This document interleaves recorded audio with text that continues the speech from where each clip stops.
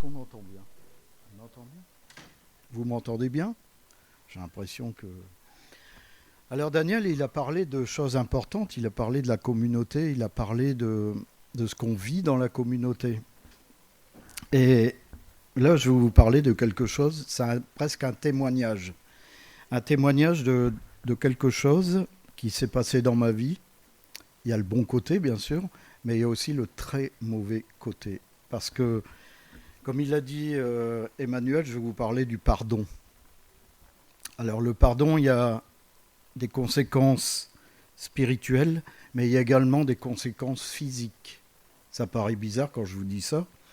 Et vous vous rappelez ma dernière prédication, je ne vous ferai pas le test pour savoir si vous savez vous rappeler, parce qu'il y a tellement longtemps, je vous ai parlé de la repentance. Et en fin de compte, le pardon est le fruit de la repentance. Alors en fin de compte, le pardon qu'on va offrir aux autres n'est pas quelque chose venant du hasard. Il ne jaillit pas suite à un effet moral ou une émotion, mais en plus non plus pour paraître spirituel, surtout pas. Mais en fin de compte, le pardon pour moi découle de celui qui a appris de la repentance.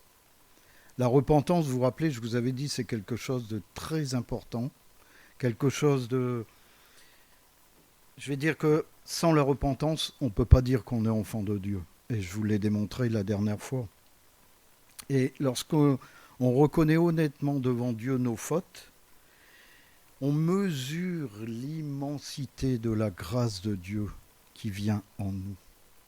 Est-ce que chacun on a mesuré l'immensité de la grâce de Dieu qui est venue lorsqu'on s'est repenti?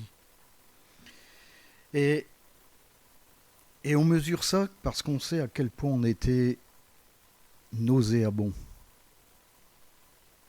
Est-ce qu'on a pris conscience qu'avant l'intervention de Dieu, on était quelqu'un de nauséabond? Moi, j'ai vraiment pris conscience que j'étais quelqu'un de nauséabond. C'est-à-dire que je sentais mauvais, j'étais mauvais, mon intérieur était mauvais.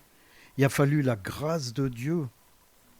Et surtout, une chose, c'est que quand on reçoit ce pardon de Dieu, notre visage, notre regard change vis-à-vis des autres. La repentance, en fin de compte, elle nous rend humbles. Et l'humilité ouvre la porte au pardon. Jésus l'a exprimé d'ailleurs avec force quand il a eu la parabole sur le serveur impitoyable. En Matthieu 18, verset 33, il dit « Ne devrais-tu pas aussi avoir pitié de ton compagnon comme j'ai eu pitié de toi? Ne devrais-tu pas pardonner comme je te pardonne ?» C'est ça qu'en fin de compte, celui qui se sait pardonner devient capable de pardonner. Est-ce qu'on a pris conscience qu'on a été pardonné par Dieu? Vous savez que lorsqu'on discute avec les uns, avec les autres, on se rend compte d'une chose, c'est que pour certains, le pardon, c'est quelque chose de très difficile. Quelque chose comme un mur. Et je trouve que ça, quand on ne l'a pas vécu, c'est sûr, mais ça semble bizarre de dire, bah oui, je suis enfant de Dieu, et ne pas pardonner à la personne qui nous a fait tort. Parce que ça veut dire qu'on n'a rien compris du tout à l'œuvre de Dieu dans notre cœur. Parce que Jésus-Christ est mort sur la croix pour qu'on soit pardonné par le Père. La repentance, donc, ce n'est pas seulement un retour vers Dieu. Elle transforme notre manière d'être, notre manière d'aimer, de réagir, de restaurer des relations qui ont peut-être été rompues par notre caractère et pas le caractère de la personne devant nous. En fin de compte, la repentance travaille notre cœur. Et le pardon, en fin de compte, envers les autres devient à ce moment-là possible. Parce qu'on se sait pardonner de Dieu.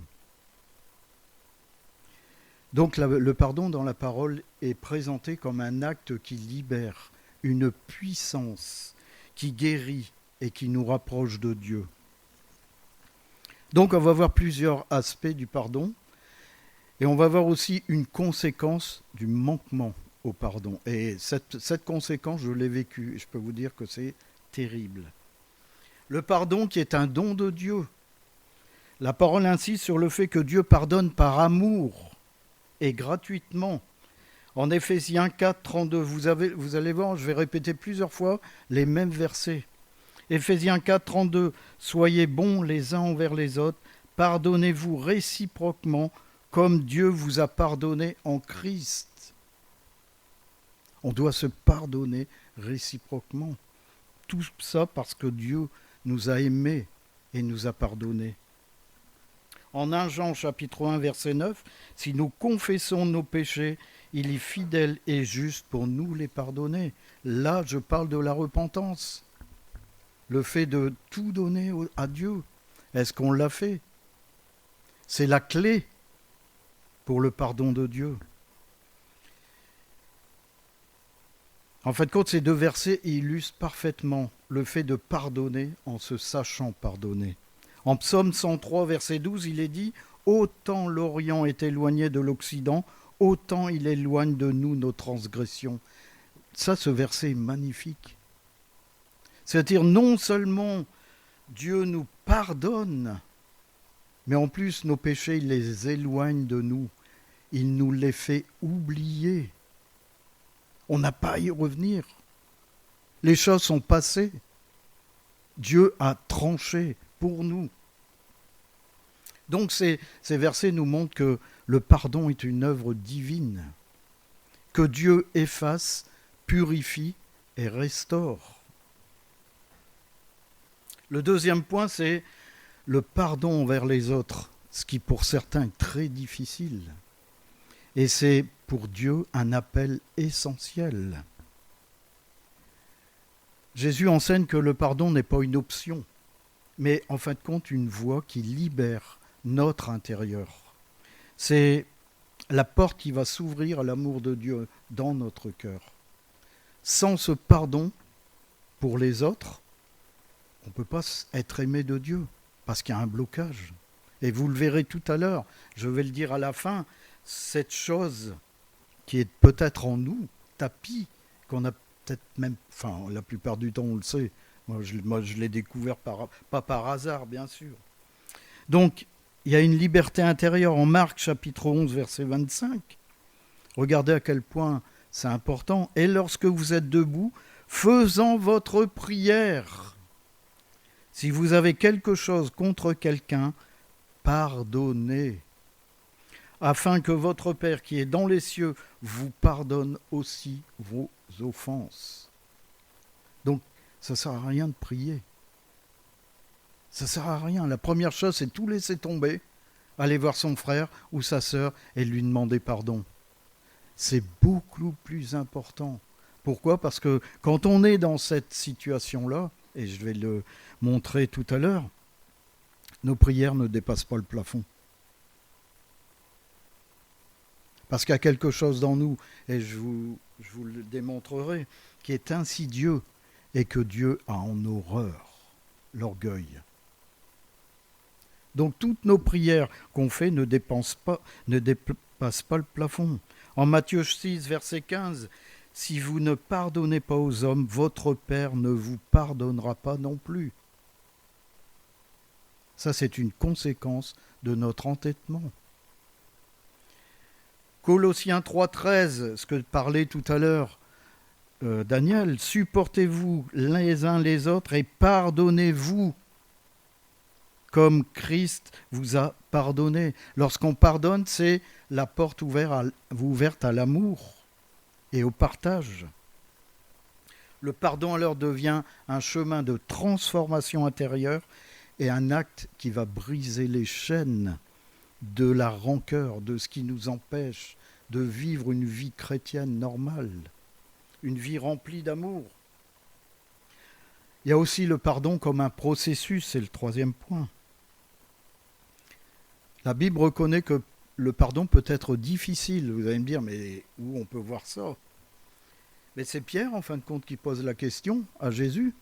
Il lui dit, mais jusqu'à combien de fois dois-je pardonner ? Et la réponse de Jésus, c'est quoi ? jusqu'à 77 fois. Jusqu'à 70 fois 7 fois. Ah, vous êtes déjà posé la question, qu'est-ce que ça veut dire? Comment? Oui. Ça veut dire pardonner autant que fois que nécessaire, sans compter, sans fermer la porte. Même si l'autre refuse le pardon, il faut quand même pardonner.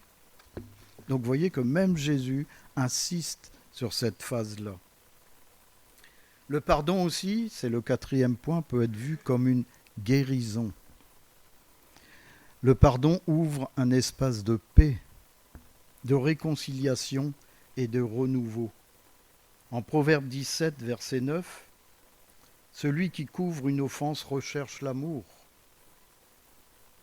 Quand on commence à vouloir pardonner, c'est qu'on veut aimer son prochain, on veut aimer son frère, on veut aimer sa sœur, on veut laisser tomber toutes nos rancœurs. On pardonne. En Luc, chapitre 6, verset 37, pardonnez et vous serez pardonnés. Il y a cet aspect spirituel de Dieu qui va nous pardonner si on pardonne, mais il y a aussi la personne à qui on va demander pardon. Et qui, comme moi je l'ai vécu, n'était même pas au courant de mes griefs. Vous voyez? C'était mon aveuglement. En fait, quand ces versets nous montrent que le pardon n'est pas seulement un acte spirituel, mais c'est une guérison du cœur. Ça nous montre parfois tel qu'on est. Et devant la réponse de la personne, on est complètement, et on peut se retrouver abattu. Complètement abattu parce qu'on s'aperçoit que la personne nous aime plus que nous, on aimait la personne. Et ça, c'est grave devant Dieu. Mais c'est grave également pour nous, parce que ça montre, comme je l'ai dit tout à l'heure, l'orgueil qu'il y a en nous. Et ça, c'est terrible. Alors là, maintenant, je vais vous parler de quelque chose qui est, je vais dire, la conséquence malheureuse. C'est une conséquence physique du manque de pardon. Le lien entre le manque de pardon et la racine d'amertume est profondément ancré dans la Bible et surtout dans l'expérience humaine. La Bible vous raconte très clairement la dynamique intérieure du fait du manque de pardon. Quand on garde une offense, qu'est-ce qu'on fait? Cette offense va s'enraciner dans notre cœur. Vous voyez? Quand quelque chose s'enracine, qu'est-ce qui va arriver? Elle va pousser. Elle va produire quelque chose de toxique. Vous n'allez voir que cette chose. Toute votre vie, si vous ne pardonnez pas, vous ne verrez que cette chose. Cette chose qui va être enracinée dans votre cœur. C'est exactement ce que j'ai vécu. Donc, la parole nous dit, l'amertume est comme une racine. L'image que donne la parole de Dieu, c'est la racine. Pour montrer que si cette chose n'est pas traitée, ce manque de pardon n'est pas traité, cette racine d'amertume qui est en nous, cette chose va grandir en silence, insidieusement. Ça va grandir en nous et ça va finir par nous envahir totalement, complètement. Et d'ailleurs, la parole nous met en garde. Hébreux chapitre 12, verset 15. Veillez à ce que personne ne se prive de la grâce de Dieu, qu'aucune racine d'amertume en poussant ne trouble et ne contamine plusieurs. Donc vous voyez, cette racine d'amertume, non seulement elle pousse en nous, mais elle risque de contaminer tous ceux qui nous entourent. Pourquoi? Parce qu'on a un comportement qui va être complètement délétère. En fait, ça nous montre que l'amertume n'est pas statique. Elle pousse, elle se propage, elle contamine. Et très souvent, la plupart du temps, c'est lié au manque de pardon. Alors ce manque de pardon, bien sûr, cette racine d'amertume est un poids. Quand on ne pardonne pas, on garde en soi une blessure. On garde en soi la colère. On garde en soi un ressentiment, un désir de justice ou de réparation. On a été blessé. Il faut que ce soit réparé. Et parfois, on a même la peur qui vient. Le fait qu'on ne veut même plus retourner dans l'environnement où on refuse de pardonner. Parce que ça nous remet devant la situation.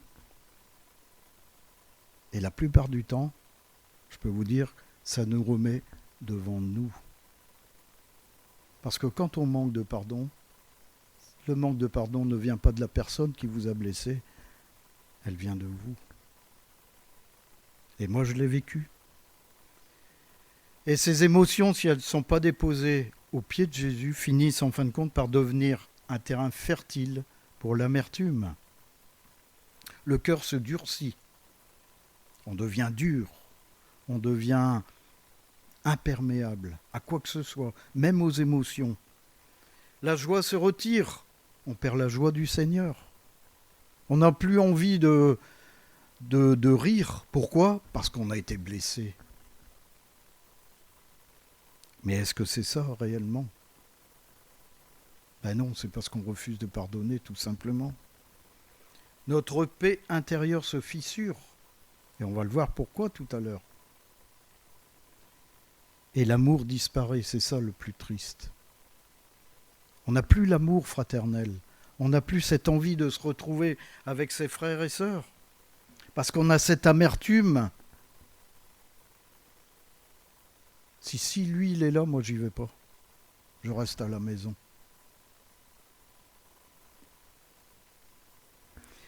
Et ce qu'il y a de plus triste, c'est le troisième point concernant l'amertume, et ça c'est terrible.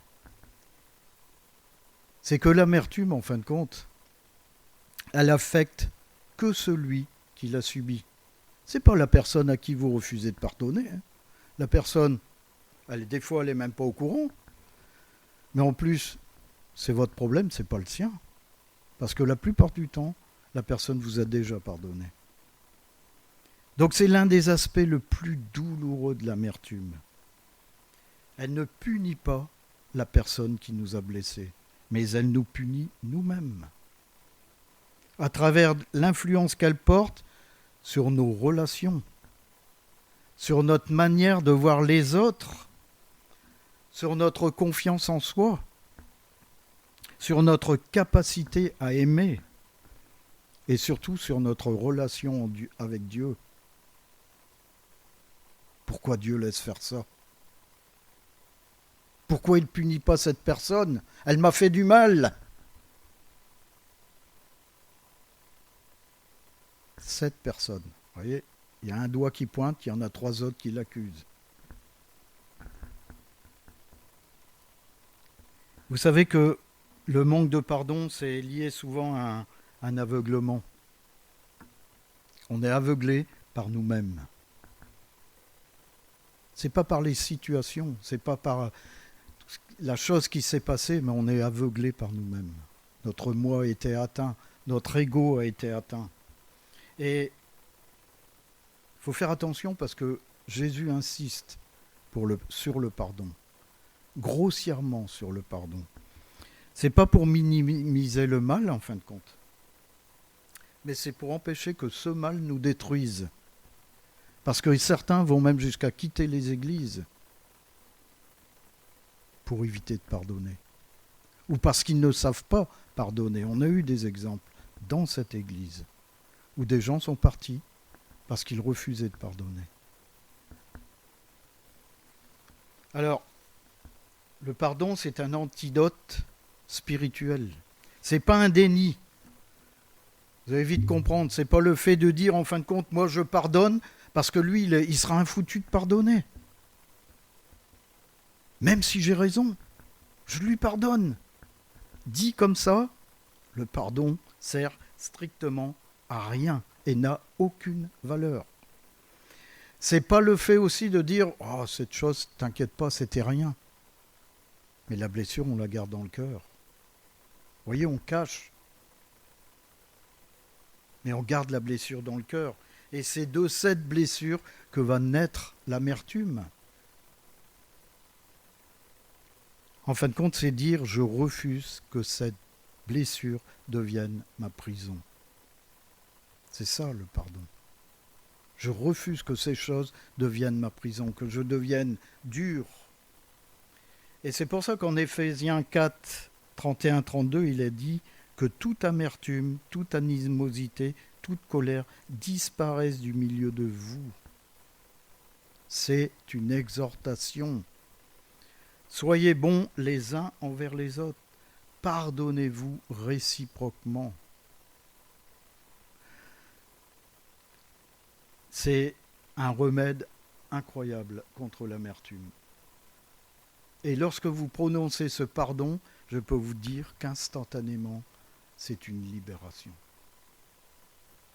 Si vous, mon épouse, pouviez vous raconter l'expérience qu'elle a vécue, ça a été une libération pour elle incroyable.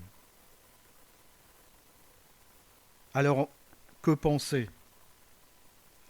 Que penser de ces choses ? On va dire que, ben oui, le manque de pardon ouvre la porte à une racine d'amertume qui va nous tuer, spirituellement et physiquement. Il y a des gens qui tombent dans la dépression parce qu'ils refusent de régler le problème, parce qu'ils ont un ego ou un orgueil immense. Parce que cette racine, si elle n'est pas traitée, devient un arbre en pleine force et en pleine puissance. Un magnifique figuier énorme dans votre vie. Vous n'allez voir que cet arbre. Mais en fin de compte, la bonne nouvelle, c'est que rien n'est irréversible. Même si le pardon est progressif, même s'il est fragile, même s'il est hésitant, il est capable d'arracher cette racine d'amertume. Alors comment déraciner l'amertume ? Il faut suivre un chemin spirituel. Alors c'est pas un truc, c'est pas une formule magique, c'est quelque chose qu'on doit faire naturellement. Tout d'abord accueillir la grâce de Dieu, c'est-à-dire ce savoir pardonner de Dieu. Vous savez, cette fameuse repentance, quand je me suis repenti, je reçois la grâce de Dieu. Avoir conscience que Dieu nous a graciés et l'accueillir dans notre vie. Renoncer à la rancœur, c'est-à-dire que, terminé maintenant, c'est l'amour qui va être dans ma vie. C'est plus ces choses qui m'empêchaient de pardonner, parce que c'est le troisième point, pardonner.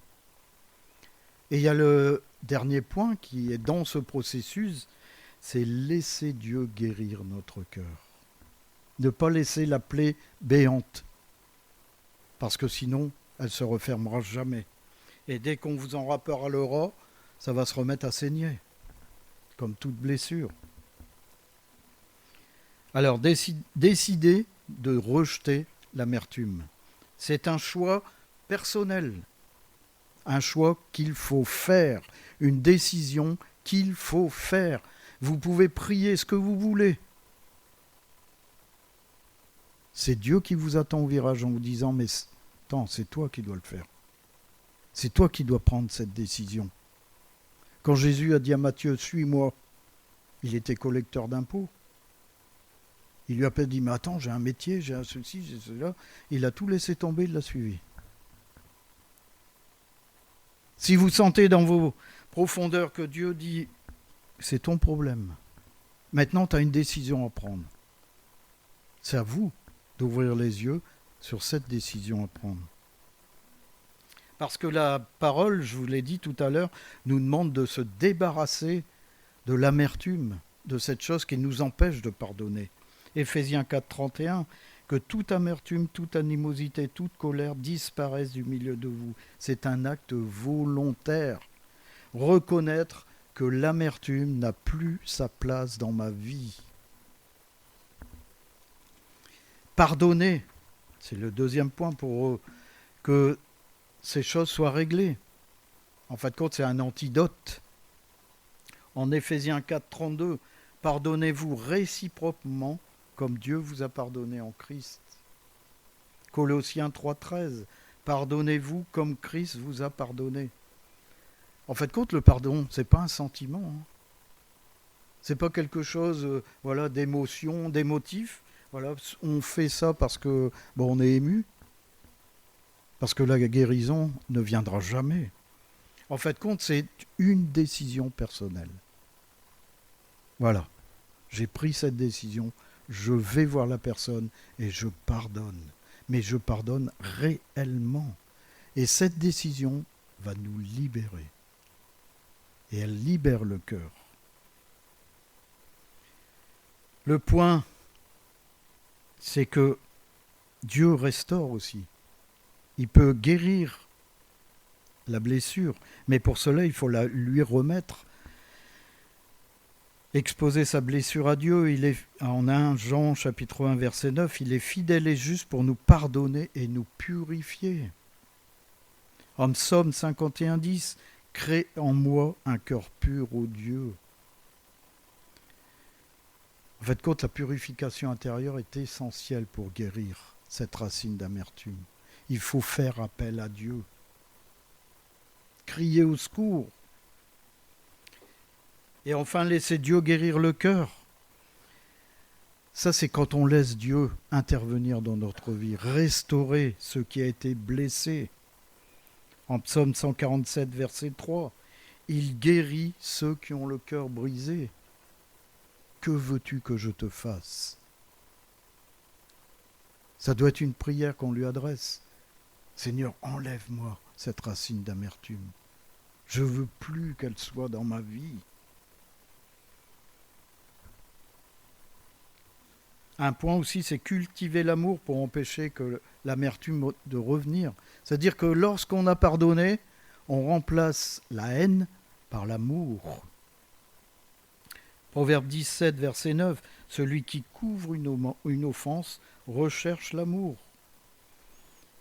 1 Corinthiens 13, verset 5, 1 Corinthiens. L'amour ne garde pas rancune. En fait, ça explique quoi ? C'est que l'amour est un remède aussi pour chasser l'amertume de nos cœurs. En résumé, je vais vous donner en suivant toutes les choses. Comment déraciner l'amertume ? Premièrement, identifier la blessure. Hébreux, chapitre 12, verset 15. Veillez à ce que nul ne se prive de la grâce de Dieu. À ce qu'aucune racine d'amertume poussant des rejetons ne produise du trouble et que plusieurs n'en soient infectés. Ça, c'est le premier point. Vraiment prendre conscience de la grâce de Dieu dans notre vie. C'est ce qui nous rend capables de pardonner, parce qu'on se sait pardonner par Dieu. Rejeter l'amertume, je vous l'ai déjà dit, Éphésiens 4, 31. Que toute amertume, toute animosité, toute colère, toute clameur, toute calomnie et toute espèce de méchanceté disparaissent du milieu de vous. C'est une exhortation. Il faut que ces choses s'en aillent du milieu de la communauté. Mais en premier lieu, de notre cœur. Pardonnez comme Christ nous a pardonné, Colossiens 3,13. Supportez-vous les uns les autres, et si l'un a sujet de se plaindre de l'autre, pardonnez-vous réciproquement. Lorsqu'on prend conscience qu'on est capable de faire ce que notre frère et sœur fait, c'est beaucoup plus facile de pardonner. De même que Christ vous a pardonné, pardonnez-vous aussi. Confesser et remettre à Dieu notre poids qu'on a sur le cœur. Si nous confessons nos péchés, il est fidèle et juste pour nous les pardonner et pour nous purifier de toute iniquité. Le pardon est un péché. Le manque de pardon, est un péché. Cinquièmement, recevoir la grâce divine. Psaume 147, verset 3. Il guérit ceux qui ont le cœur brisé et il pense leurs blessures. Et sixième, c'est le remède. Ça, c'est quelque chose qu'il faut développer. Cultiver l'amour. Proverbe 17, verset 9. Celui qui couvre une faute cherche l'amour. Et par exemple, celui qui la rappelle dans ses discours divise les amis. Ça veut dire qu'une fois qu'on recherche l'amour, on ne revient pas sur la chose. Vous savez, quand on a pardonné à quelqu'un, on ne revient pas lui dire « Mais tu te souviens, tu m'avais fait ça un jour ?» Ben non, ça ne sert à rien. Ça paraît comique, mais on serait vite à faire ça. On serait vite, mais souviens-toi, je t'ai pardonné parce que tu avais fait ça, et boum, les choses on réenclenche. Mais non. Si Dieu faisait ça avec nous, mais souviens-toi, mon fils, je t'ai pardonné ceci, je t'ai pardonné cela. Mais Dieu ne revient jamais sur ce qu'il a pardonné. Je vous ai dit une fois, il prend notre ardoise, il prend une éponge, et il efface, et c'est terminé.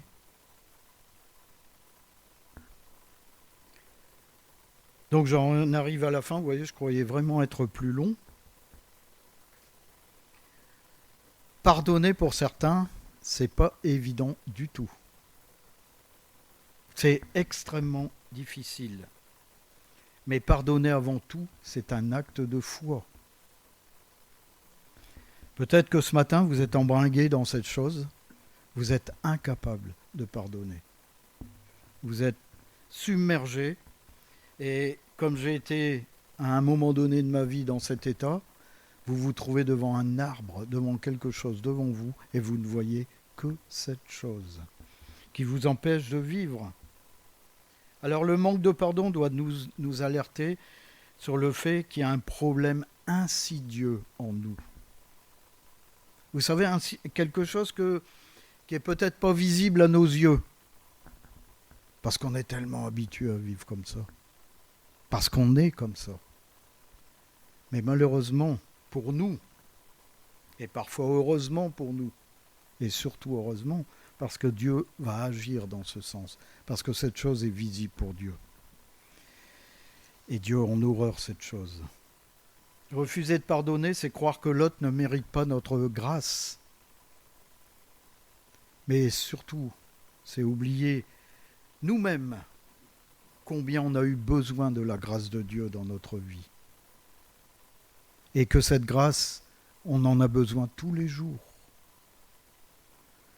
Derrière le refus de pardonner se cache la faute du diable, l'orgueil.